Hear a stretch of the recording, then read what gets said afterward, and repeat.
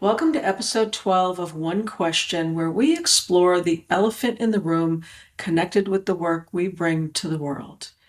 These are conversations about the misperceptions people have with our work, sometimes from the conversations we have within our own head, what we've been taught, and or societal norms. I'm your host, Stephanie McCullough, founder of The Way of the Diamond Warrior, an energy alchemist and trauma-informed business strategist. I guide leaders to build a business that's a reflection of their soul. Today, we are joined by Monica Bodurka. Monica is a certified coach, resilience specialist, and contributing author to Confident You, the Raw Conversations. She helps individuals and leaders cultivate resilience and well-being through science-backed coaching and nervous system-informed practices. Her work blends practical tools with a grounded human approach to lasting change. Welcome, Monica. I'm excited for our conversation today. Hi, Stephanie. I'm excited to be here. So, Monica, tell us a little bit more about the work that you do and what is that elephant in the room, the Mm. misperception that you want to take a bite out of today regarding this important work you bring to the world? Yeah, thank you. So, what is the work that I do? So, I have the honor of working with busy professionals who often are on the verge of burnout or often are burnt out. And I work with them to regulate their nervous systems and find that there is a new way to be. I can get into the elephant in the room right away um, because many people just believe they have to push through, and that things like resilience are about being tough. And there's this this message or this voice that if they were better, if they were smarter, if they worked harder, if they pushed more, things would be different, right? So you see people on that hamster wheel, and of course, that's what leads to burnout. Whereas what we find and what evidence-based research shows us is that resilience is just the opposite. There's no bouncing back, first of all. Mhm. So that's one of the big things. People come to me and they're like, I want to become more resilient. I just want to be able to bounce back better. So there's no bouncing back. Um, that's the Webster Dictionary definition of resilience: bouncing back to something. The idea is we want to evolve, and we want to flow, and we want to be in nature. As you mentioned to me before, I have trees behind me. We want to be grounded. We want to be centered in the storm. We can't control the storm around us, but we can control and be centered ourselves. So, yes, so I work with busy professionals. I train coaches. I run a certified resilience coach program that's accredited by the International Coach Federation. So, I train coaches and leaders to embody resilience themselves, which really means being happier, healthier, and stronger, and to help others cultivate resilience, so that there's that ripple effect. Mhm. So that's what I do, and then I work with people one on one. So, for the people who are still in that corporate environment, and I Mm-hmm. could share lots of war stories from 27 years on Wall Street, what is the biggest surprise that you see in your clients of, oh, it doesn't have to be that way anymore? Yeah. So the biggest surprise is the first surprise is the body. People think they can push and think their way out of stress, but stress lives in the body. It's not in the external. I mean, we're not being chased by a tiger regularly, right? So, Mm-hmm. so the idea is that people notice their body again. So I kind of have these three pillars of resilience, and one of them is the physical. And the first, so we talk about how to recalibrate the body, how to notice the body. We talk about how are people nurturing their body? How are they sleeping? How are they eating? how are they loving themselves? Like it's this, they've forgotten themselves in the equation of running and pushing. So, so often I start there because it's a really easy way in. Um, it's also regulating the nervous system. So I'm always hearing, I don't have time, I don't have time.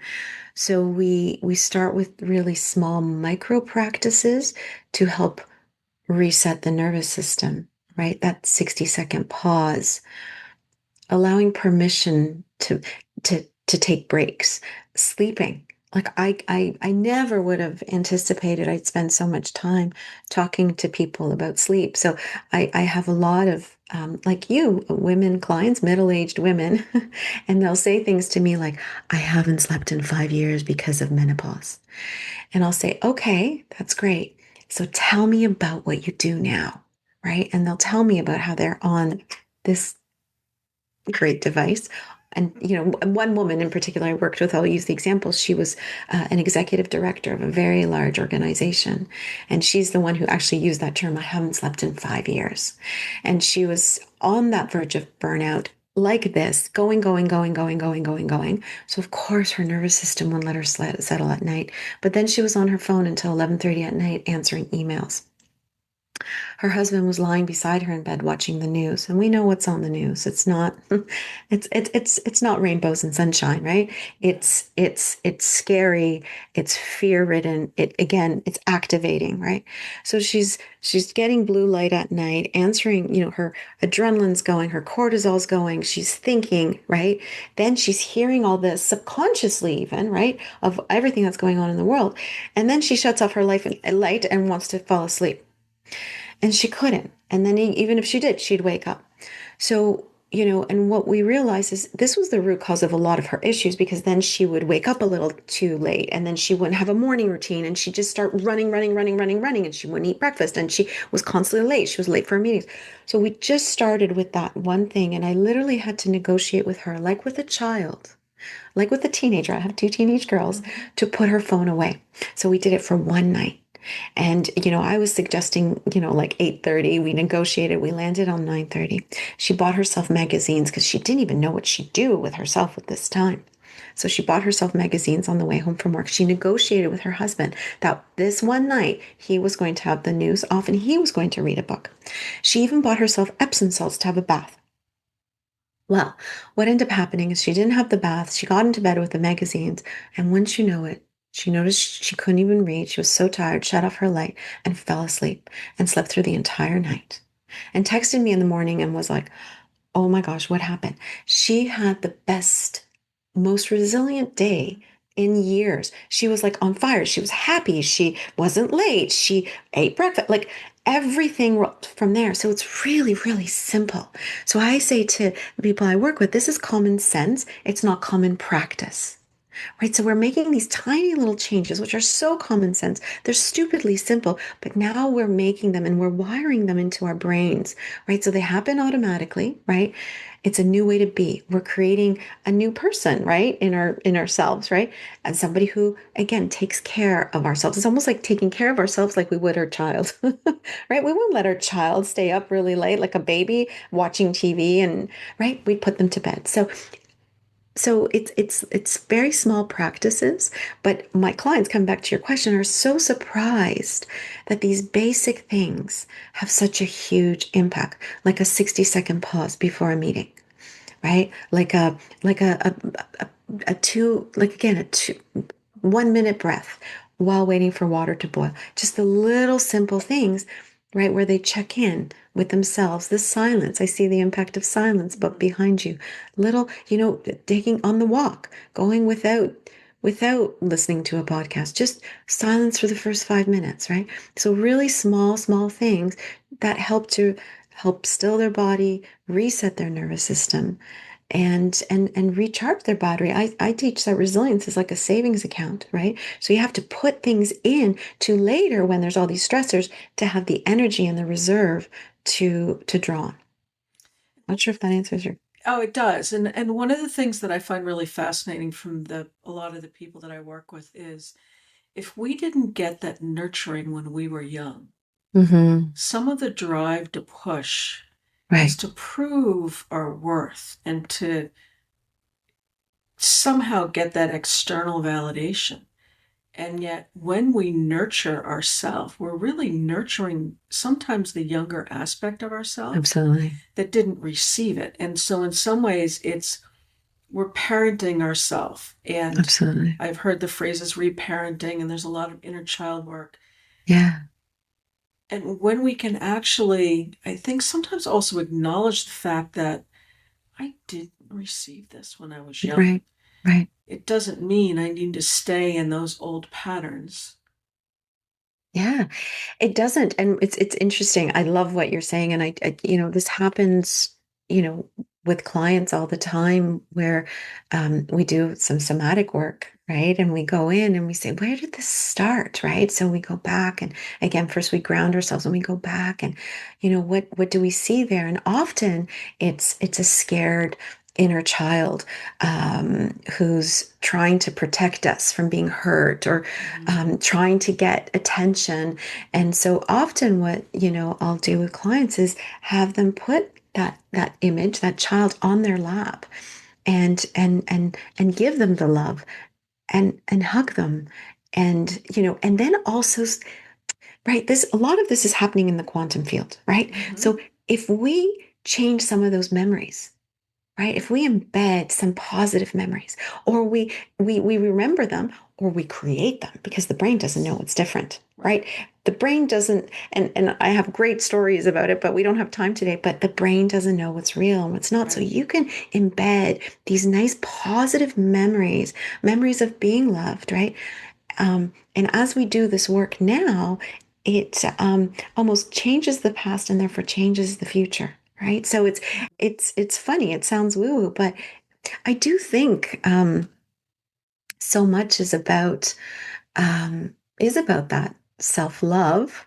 And like you said, the love we didn't, and then we're pushing ourselves to get the recognition from the outside. So if we can just slow down a little bit, um, and give ourselves that nurturing, that love and Mm-hmm. attention, a lot changes. Yeah, it Yeah, does. And I love the woo. And from the quantum perspective, past, present, future is all right now. And exactly. yet, when we're on our phone, Yeah, when we're busy doing all the things on our to do list, we're not actually allowing ourselves to be present. And being yeah, present may not have felt safe. And exactly. yet, we're not in that old space. And to your point, our subconscious doesn't know that we're not there. Yeah, So it is through these sometimes simple and easy practices. yeah, yeah, absolutely. We get to retrain ourselves in that Yeah, I am safe now. I don't have to continue to do this. yeah, And it's absolutely. really one of, yes, I may have lived this way up to a certain point or to now, but we get to choose every single day. Yeah. And it's embedding really tiny things that ground us, that bring us joy. It's, for me, it's my morning practice. I'm in Toronto, Canada. It's finally getting warmer. The grass is Mm-hmm. green. So, in the morning, I want to go and I want to get some sunlight, right? Outside, bright in the eyes, no sunglasses, just get some sunlight in the eyes. Ground my feet. I put my feet on the ground. I do my breath work and my yoga out there. These are all things that help set my day up and calm my nervous system, right? And Mm-hmm. they don't have to take a long time, right? Right. That's the whole thing when I work with clients. And it's like, and it's finding their love practice. What is it that will nurture them and start them off and help them to remember that they're worthy?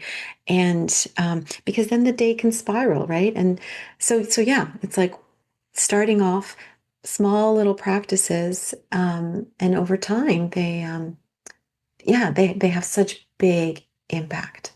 They do. Um, And life will continue to life. yeah, And people will continue to be people. And there will always be things that will try to drag us in one direction or the other. And yet, when we really do nurture ourselves, I actually think when I left Wall Street 10 years ago, my whole system went into shock because I didn't know what to do with myself. Right. And it's been a training and a Yeah. retraining and Yeah. lots of different practices Absolutely. because we do get on that hamster wheel, and none Hmm. of us is meant to live that way. No, no, no. And I'm really happy you brought that up because I'm seeing that in so many of my clients who are empty nesters now. Mm-hmm. So working full time, plus and I happen to be working with two women right now who are also single moms. One of them had three children, the other had two. So single moms, working full time, looking after kids, professionals, going, going, going. Suddenly the kids are gone and work is maybe winding down a little bit.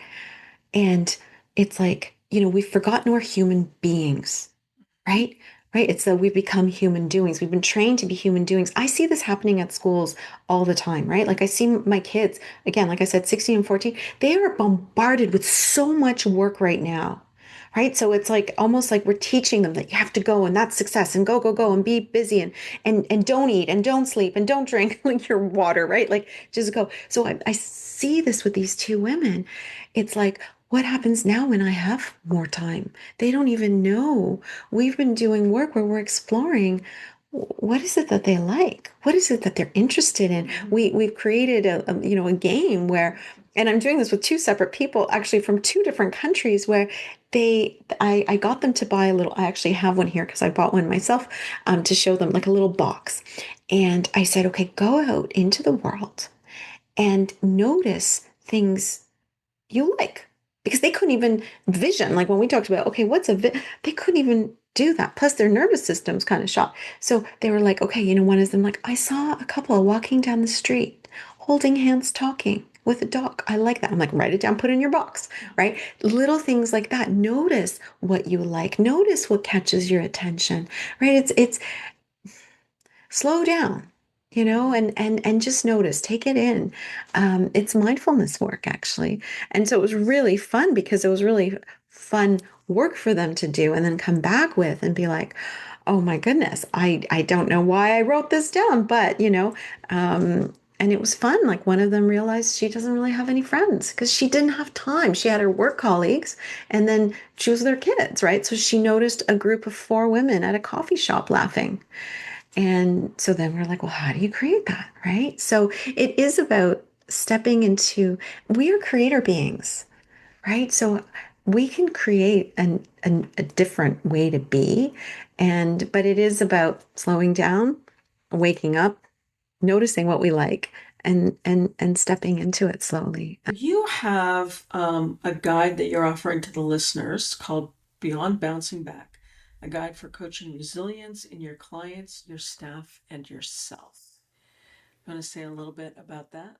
Yeah. So as I mentioned, I offer the Certified Resilience Coach program. So these are some golden nuggets from the program, um, that people can use to, again, help themselves and help others cultivate resilience. So there I reframe resilience from being, again, bouncing back or just this toughness to, again, that savings account, or sometimes I talk about it as shock absorbers.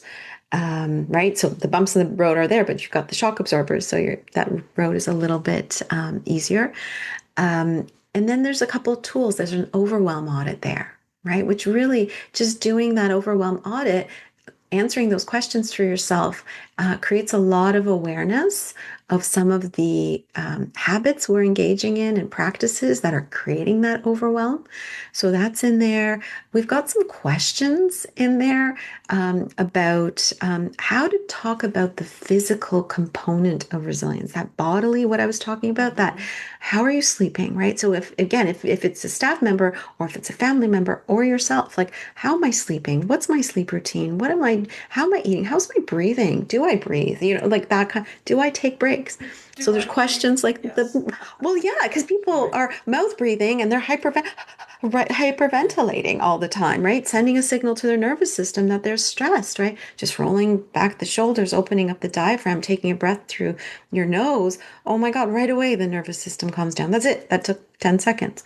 So questions like that, and a 60-second pause. So this is something I teach all my clients and in my courses, because like I said, Everybody always tells me they don't have time. Well, I think 60 seconds is all it takes. So a 60-second pause, and I talk about it as an ABC to make it simple. Align the spine. The spine is a superhighway that connects in with the nervous system, or a key part of the nervous system. B, take that breath. And C, tell yourself to be calm, right? Just instruct your cells, or even if you're brave, chant, because that stimulates the vagus nerve. And I'm not talking about fancy chanting, I'm talking about exhaling and that kind of thing. So all that's in there so people can play with it and use the tools and see what happens, right? We're our own lab.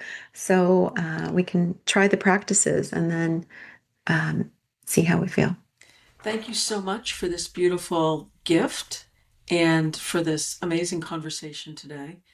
And thank you for your time.